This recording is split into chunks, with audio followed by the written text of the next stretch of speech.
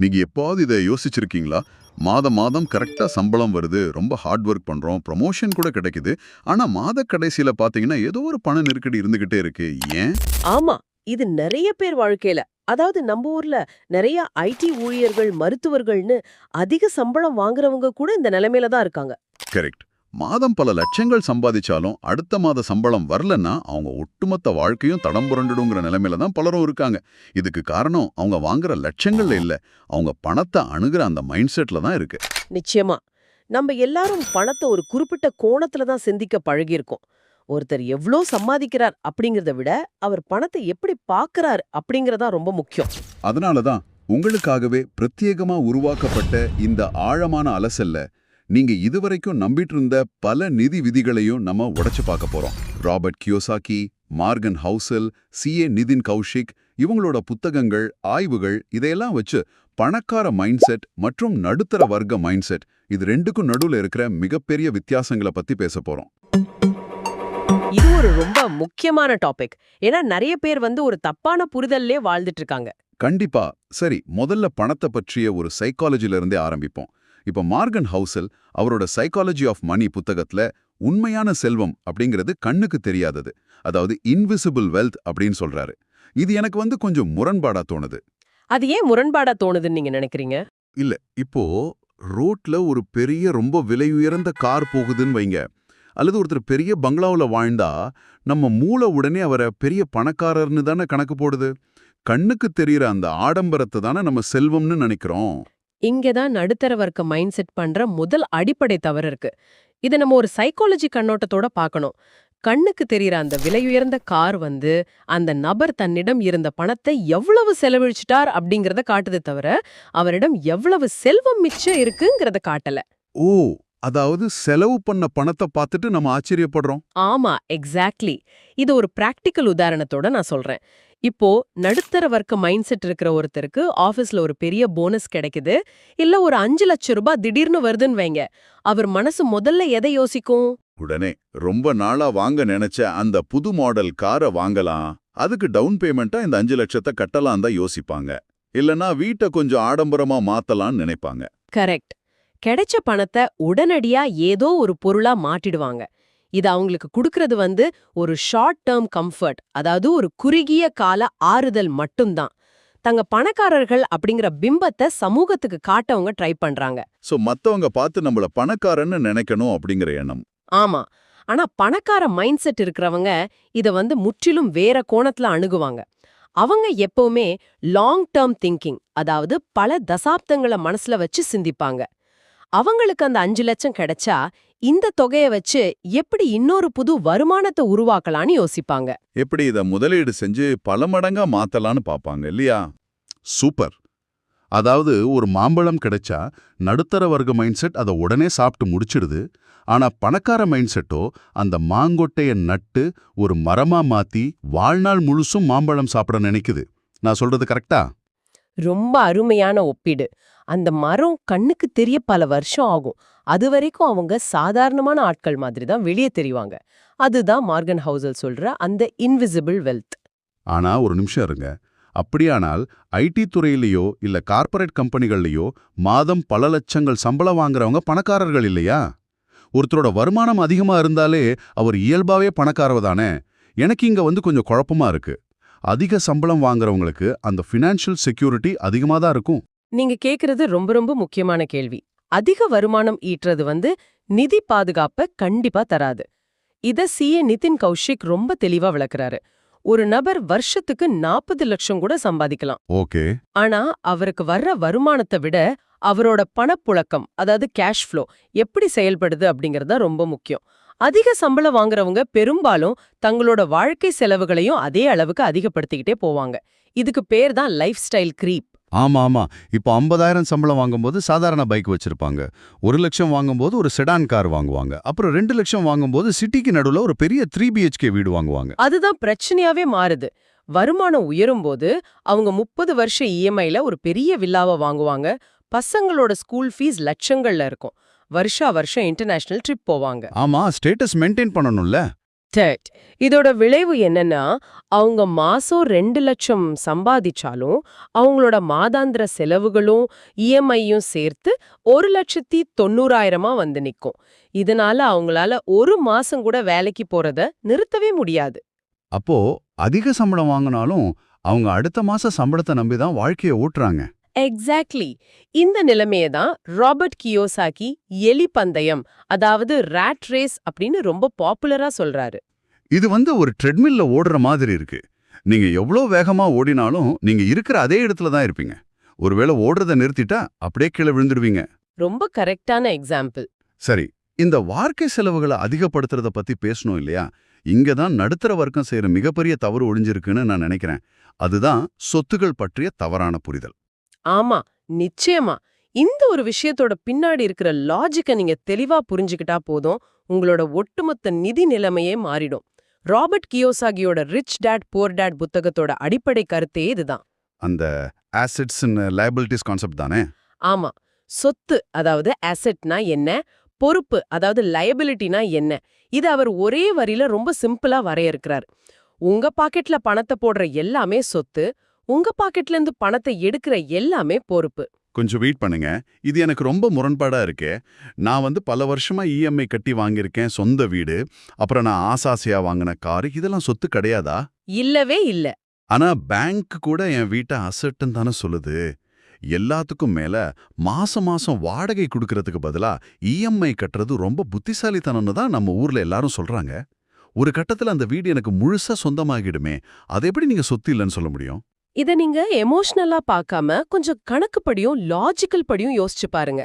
நீங்க குடியிருக்கிற அந்த சொந்த வீட்டுக்கு நீங்க சொத்து வரி கட்டணும், தண்ணி வரி கட்டணும், மெயின்டெனன்ஸ் செலவு இருக்கு. ஆமா, அதெல்லாம் கட்டணும் தான். எல்லாத்துக்கு மேல ஒவ்வொரு மாசமும் உங்க சம்பளத்தோட ஒரு பெரிய பகுதி பேங்க்குக்கு இஎம்ஐ வட்டியா போகுது.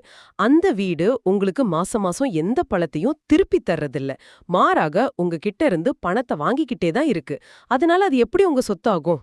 ஆனா பாத்தீங்கன்னா ஒரு 10 வருஷம் கழிச்சு அந்த இடத்தோட மதிப்பு பல மடங்கு ஏறி இருக்குமே. அப்போ அது எனக்கு லாபம் தானே? நிலத்தோட மதிப்பு கூடும் அப்படிங்கிறது 100% உண்மைதான். ஆனா அந்த 10 வருஷமும் உங்க அன்றாட பணப்புழக்கத்தை, அதாவது கேஷ் ஃப்ளோவை அந்த வீடு உறிஞ்சிக்கிட்டே தானே இருக்கு. உண்மைதான். நிலத்தோட மதிப்பு ஏறத வச்சு நீங்க சூப்பர் மார்க்கெட்ல போய் மல்லிகை பொருட்கள் வாங்க முடியுமா? வீட்டை வித்தாதான் அந்த பணம் உங்க கைக்கு வரும். ஆனா நீங்க குடியிருக்கிற வீட்டை நீங்க கண்டிப்பா விற்க போறதில்ல. அதனால அது தொடர்ந்து உங்க பாக்கெட்ல இருந்து பணத்தை எடுக்கிற ஒரு பொறுப்பு மட்டுமே. ஓஹோ, அப்போ காரும் அதே மாதிரி தானா? கண்டிப்பா. லட்சக்கணக்குல பணம் கொடுத்து ஒரு கார் வாங்கி அந்த ஷோரூமை விட்டு வெளியே எடுத்த அடுத்த நிமிஷமே அதோட மதிப்பு 25% குறைஞ்சிடுது. அதுக்கப்புறம் அதுக்கு இன்சூரன்ஸ், பெட்ரோல், சர்வீஸ் செலவுன்னு பணத்தை கொட்டிக்கிட்டே இருக்கணும். இது ஒரு ஓட்டையான வாளி மாதிரி இருக்கு. நடுத்தர வர்க்க மக்கள் என்ன பண்றாங்கன்னா, ஓட்டையான வாளியில தண்ணிய நிரப்பிக்கிட்டே இருக்கிறாங்க. நாங்க சொத்து சேர்க்கிறோம்னு நினைச்சு காலம் முழுசும் எங்களை வறுவழியில தள்ளுற பொறுப்புகளை தான் சுமந்துகிட்டு இருக்கோன்னு இப்ப புரியுது. கரெக்ட். அதுதான் கசப்பான உண்மை. அப்படியானால் உண்மையான சொத்துகள்னா எதை சொல்றீங்க? பணக்காரங்க எப்படிப்பட்ட சொத்துக்களை உருவாக்குறாங்க? பணக்காரங்க எப்பவுமே முதல்ல தொடர்ச்சியா வருமானத்தை உருவாக்குற சொத்துக்களை தான் வாங்குவாங்க. அதாவது உங்களுக்கு ஒவ்வொரு மாசமும் வாடகை தர கமர்ஷியல் கட்டிடங்கள், வருஷா வருஷம் டிவிடெண்ட் தர பங்குச்சந்தை முதலீடுகள், இல்லைனா நீங்க நேரடியா போய் வேலை செய்யலனா கூட உங்களுக்கு லாபத்தை கொடுக்கிற பிசினஸ்கள். ஓ, ராயல்டி தர்ற விஷயங்கள் மாதிரி. எக்ஸாக்ட்லி. பணக்காரங்க தங்களோட உழைப்புல வர்ற பணத்தை வச்சு முதல்ல இந்த உண்மையான சொத்துக்களை தான் வாங்குவாங்க. இந்த சொத்துகள் அவங்களுக்கு தானாவதே பணத்தை ஈட்டி தரும். அந்த பணத்தை வச்சுதான் அவங்க ஆடம்பரமா வாழ்றாங்க. ஆமா. அந்த லாபத்தை வச்சு அதுக்கப்புறம் தான் தங்களுக்கு தேவையான கார், பங்களான ஆடம்பர பொழுப்புகளை வாங்குவாங்க. ஆனா நடுத்தர வர்க்கம் என்ன பண்ணுதுன்னா, உழைக்கிற பணத்தை வச்சு நேரடியா இந்த லயபிலிட்டிஸை வாங்கிட்டு வாழ்நாள் முழுசும் இஎம்ஐ கட்ட உழைக்கிறாங்க. ரொம்ப ரொம்ப தெளிவான லாஜிக். சொத்துகளுக்கும் பொறுப்புகளுக்கும் உள்ள வித்தியாசத்தை சூப்பரா புரிஞ்சுக்கிட்டோம். ஆனா இந்த உண்மையான சொத்துக்களை உருவாக்க நாம என்ன செய்யணும்? தினமும் கஷ்டப்பட்டு காலையில 9 மணிலிருந்து 5 மணி வரை நேர்மையா உழைச்சு பணத்தை சேமிச்சா பணக்காரர் ஆயிட முடியாதா? உழைப்பு ரொம்ப முக்கியம்தான், நான் இல்லைன்னு சொல்லல. ஆனா அது மட்டுமே உங்களை காப்பாத்திடாது.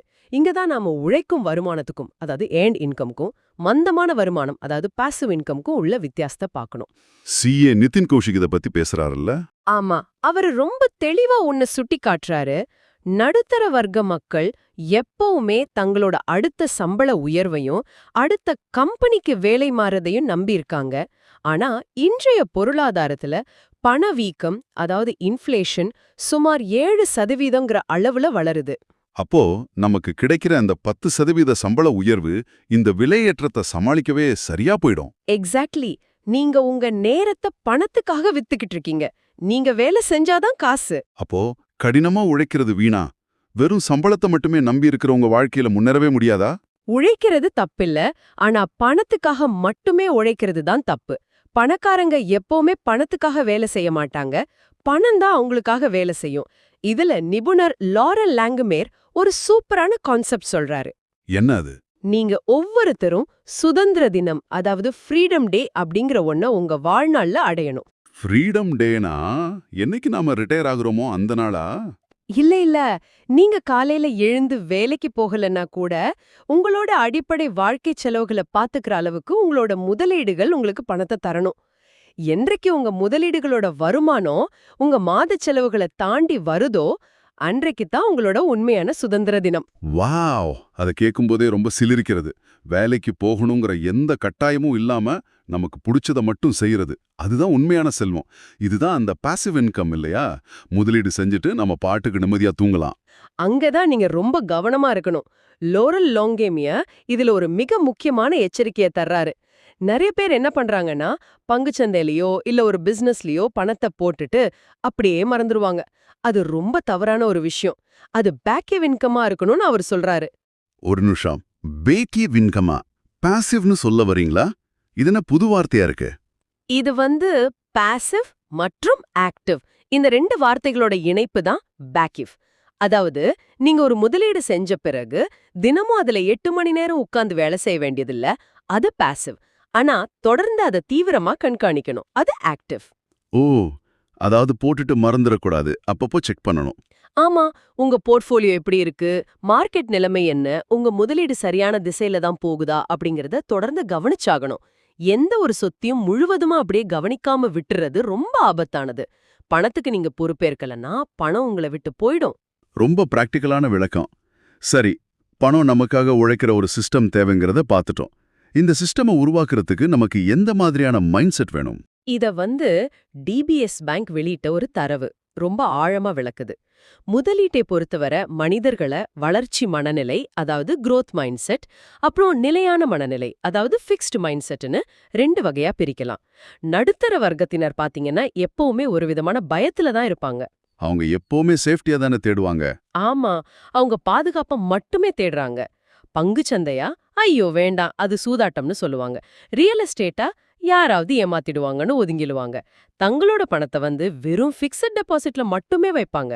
ஆனா நடுத்தர மக்கள் இப்படி பாதுகாப்பை தேடுறதுல என்னங்க தப்பு இருக்கு? பங்குச்சந்தைனா ஒரு ரிஸ்க் தானே. கஷ்டப்பட்டு வியர்வை சிந்தி சம்பாதிச்ச பணத்தை இழக்க யாரும் விரும்ப மாட்டாங்களே. பாதுகாப்பை தேடுறதா நினைச்சுக்கிட்டு அவங்க மிகப்பெரிய ஆபத்துல போய் சிக்கறாங்க அப்படிங்கறதான் உண்மையான நிலவரம். அது எப்படி? எஃப்டில காசு பாதுகாப்பா தானே இருக்கும். நீங்க பேங்க்ல பணத்தை போட்டு வைக்கும்போது பணவீக்கம் ஒவ்வொரு வருஷமும் உங்க பணத்தோட மதிப்பை சத்தமில்லாம அழிச்சுக்கிட்டே இருக்கு. ஓ, அந்த 7% இன்ஃப்ளேஷன். கரெக்ட். இது ஒரு தேக்க நிலை, அதாவது ஸ்டாக்னேஷன். பாதுகாப்பா இருக்கேன்னு நினைப்பதே இன்றைய பொருளாதாரத்துல மிகப்பெரிய ரிஸ்க். ஆனா அந்த வளர்ச்சி மனநிலை கொண்ட பணக்காரங்க இருக்காங்கல்ல, அவங்க கணக்கிடப்பட்ட அபாயங்களை, அதாவது கால்குலேட்டட் ரிஸ்க்ஸ் எடுப்பாங்க. பிளைண்டா பணத்தை போட மாட்டாங்க. நிச்சயமா அவங்க புரட்டுத்தனமா எதுலயும் பணத்தை போடுறது கிடையாது. நல்லா படிச்சு ஆராய்ச்சி செஞ்சு ஒரு முதலீட பண்ணுவாங்க. ஒருவேளை அதுல தோத்தா கூட அது ஒரு பாடமா ஏத்துக்குவாங்களே தவிர பயந்து முடங்கி போக மாட்டாங்க. இந்த வளர்ச்சி மனநிலைய ஒரு நபர் எப்படி தனக்குள்ள வளர்த்துக்கிறது? இதுக்கும் ஏதாவது பிரத்யேக பழக்க வழக்கங்கள் இருக்கா? கண்டிப்பா இருக்கு. டாம் கார்லியோட ரிச் ஹேபிட்ஸ் ஆய்வுகள் இதற்கான நடைமுறை படிகளை ரொம்ப கிளியரா கொடுக்குது. பல வருஷங்களா பணக்காரர்களோட அன்றாட பழக்க வழக்கங்களை ஆராய்ந்து அவர் சில விதிகளை உருவாக்கியிருக்காரு. அதுல முதல் விதி என்ன? முதல் விதி முதல்ல உங்களுக்கு நீங்களே பணம் செலுத்துங்கள். அதாவது பே யோர் செல்ஃப் ஃபர்ஸ்ட். எனக்கு நானே எப்படி பணம் செலுத்துறது? அதாவது சம்பளம் வந்த உடனேயே முதல் வேலையா உங்களோட எதிர்கால சொத்துக்களை உருவாக்குறதுக்காக ஒரு 20% பணத்தை எடுத்து முதலீடு செஞ்சிடணும். மீதமுள்ள 80% பணத்துக்குள்ள தான் அந்த மாசத்தோட செலவுகளை நீங்க சுருக்கிக்கணும். இது விமானத்துல அந்த ஆக்சிஜன் மாஸ்க் போடுற மாதிரி இருக்கு. அவசர காலத்துல முதல்ல உங்களுக்கு மாஸ்க் போட்டுக்கிட்டு பிறகு மத்தவங்களுக்கு உதவுங்கன்னு சொல்லுவாங்களே, அதுபோல முதல்ல நமது எதிர்காலத்துக்கு முதலீடு செஞ்சுட்டு பிறகுதான் இஎம்ஐ, வாடகை மாதிரியான மத்த பில்களை கட்டணும்னு சொல்றீங்க. கரெக்டா? ரொம்ப ரொம்ப சரியான உதாரணம். ஆனா பலரும் என்ன பண்றாங்க, எல்லா செலவும் போக மாச கடைசியில மிச்சம் இருந்தா சேமிக்கலாம்னு நினைச்சு ஏமாந்து போயிடுறாங்க. ஆமா, கடைசியில ₹1 மிஞ்சாது. அடுத்த விதி என்ன? அடுத்ததா டாம் கார்லி கூற 2வது விதி. டிவிய மூடி வச்சுட்டு தினமும் புத்தகம் படிங்க. பணக்காரர்கள்ல 88% பேர் தினமும் தங்களை மேம்படுத்திக்கிறதுக்காக படிக்கிறாங்க. தினமும் புத்தகம் படிக்கிறது அப்படிங்கிறது ஒரு சாதாரண செல்ஃப் இம்ப்ரூவ்மெண்ட் கிளீஷியா மாதிரி தோணுதே. புத்தகம் படிக்கிறதால மட்டும் எப்படிங்க செல்வம் உருவாகும்? அவங்க வெறும் பொழுதுபோக்குக்காக நாவல் படிக்கிறது இல்ல. பொருளாதாரம், முதலீடு, மார்க்கெட் நிலவரம்னு தங்களோட அறிவு வளர்க்கும் விஷயங்களை படிக்கிறாங்க. இது அவங்களுக்கு மென்டல் மாடல்ஸ் எனப்படும் சிந்தனை வடிவங்களை உருவாக்குது. ஓ, மைண்ட ஷார்ப் பண்ணுது. ஆமா, மத்தவங்க பார்க்க தவற முதலீக்கு வாய்ப்புகளை இந்த படிப்பு அவங்களுக்கு காட்டி கொடுக்குது. ஆனா நிதி நெருக்கடியில இருக்கிறவங்க தினமும் பல மணி நேரங்களை சோஷியல் மீடியாவுல வீணா ஸ்க்ரோல் பண்றதுலயே கழிச்சிடுறாங்க. அறிவுதான் உண்மையான மூலதனங்கிறத பணக்காரங்க நல்லா உணர்ந்திருக்காங்க. இதுல அடுத்த விதி என்ன? உங்களுக்கு தெரிஞ்ச நண்பர்கள் வட்டத்துக்குள்ளேயே சுத்திட்டு இருக்காம உங்க வளர்ச்சிக்கு உதவுற மனிதர்களோட ஒரு நெட்வொர்க் உருவாக்குறது. உங்களை சுத்தி உள்ள 5 நபர்களோட சராசரி தான் நீங்கன்னு சொல்றது முதலீட்டுக்கும் 100க்கு 100 பொருந்தும். ஆமா, நம்ம பணத்தை பத்தி எப்பவுமே நெகட்டிவா பேசுற ஆட்களோடயே இருந்தா நாமும் பாதுகாப்பை தேடி பயந்து முடங்கிடுவோம். கரெக்ட். இறுதியா டாம் கார்லி சொல்ற விதி, சாக்கு போக்கு சொல்றது தயவு செஞ்சு நிறுத்துங்க. பொருளாதாரம் மோசமா இருக்கு, அரசாங்கம் சரியில்லை, ஏன் டைம் சரியில்லைன்னு மத்தவங்கள குறை சொல்றத தவிர்க்கணும். உங்களோட நிதி நிலைக்கு நீங்களே முழு பொறுப்பேற்கணும். சூப்பர். இந்த ஆழமான விவாதத்திலிருந்து எனக்கு ஒரு விஷயம் ரொம்ப தெளிவா புரியுது. செல்வம் அப்படிங்கிறது நீங்க எவ்வளவு புத்திசாலி என்பதிலோ, இல்ல நீங்க தினமும் எத்தனை மணி நேரம் மாடு மாதிரி உழைக்கிறீங்க என்பதிலோ கிடையாது. அது நீங்க உருவாக்குற சிஸ்டம் மற்றும் பணத்தை நீங்க அணுகுற மைண்ட் செட்ல தான் இருக்கு. நீங்க செலவழிக்கிற ஒவ்வொரு ரூபாயும் ஒரு சொத்தா மாறப்போகுதா அல்லது உங்களை வறுமையில தள்ளுற பொறுப்பா மாறப்போகுதாங்கிறதுல தான் உங்க எதிர்காலமே அடங்கி இருக்கு. அது ரொம்ப அழகா தொகுத்து சொல்லிட்டீங்க. இறுதியா நான் உங்ககிட்ட ஒரு புது ஆனா ரொம்ப ஆழமான கேள்வியை விட்டுட்டு போக விரும்புறேன். இவ்ளோ நேரம் உங்களுக்கான சொத்துக்களை உருவாக்குறத பத்தி பேசணும். ஆனா நீங்க கஷ்டப்பட்டு உருவாக்குற இந்த சொத்துக்களை உங்க அடுத்த தலைமுறைக்கு கொடுக்கும்போது அவங்களுக்கும் இந்த பணக்கார மைண்ட் செட்டை எப்படி கடத்த போறீங்க? இது ரொம்ப முக்கியமான பாயிண்ட். ஆமா, நிதி குறித்த சரியான மைண்ட் செட் இல்லாம வெறும் பல கோடி பணத்தை மட்டும் வாரிசுகள் கிட்ட குடுக்கறது அவங்களுக்கு நீங்க செய்யற ஆசீர்வாதமா இல்ல அவங்கள அழிக்கும் சாபமா? உங்க குழந்தைங்களுக்கு நீங்க சேர்த்து வைக்கிற பணத்தை விட பணத்தை பற்றி எந்த சிந்தனைய விட்டுட்டு போக போறீங்க? இத கொஞ்சம் எல்லாரும் யோசிச்சு பாருங்க. இது நிச்சயமா எல்லாரையும் ஆழமா யோசிக்க வைக்கிற ஒரு கேள்விதான்.